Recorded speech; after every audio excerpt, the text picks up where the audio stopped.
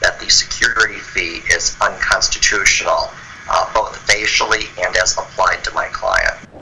The University of Cincinnati faces a new lawsuit because a white supremacist claims the school discriminated against his beliefs.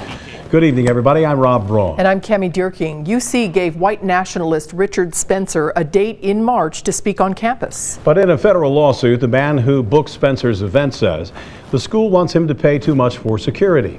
Anjanette Levy is live on campus with details on the complaint. Anjanette? Well, Rob, this is the 17-page complaint filed by Cameron Padgett. He's a college student from Georgia who books events at public universities for Richard Spencer. He claims that the University of Cincinnati is using that security fee to discriminate against Spencer's message. Are you going to keep this up all night? When white nationalist Richard Spencer spoke at the University of Florida, hecklers and protesters greeted him. Security was tight because of concerns there might be violence similar to what happened in Charlottesville. Now the University of Cincinnati says it wants the man who booked Spencer's speeches to pay for some of the security. The cost, $10,833. The university has policies whereby they look at whether this speech is controversial or whether threats have been made against the speaker to determine what the security fee should be.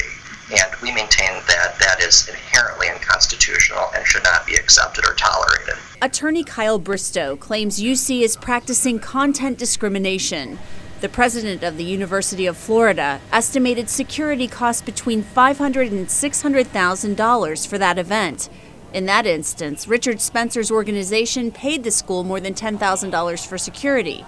No lawsuit was filed. I am not a Florida attorney, but if I was, I would have sued the University of Florida for imposing that security fee.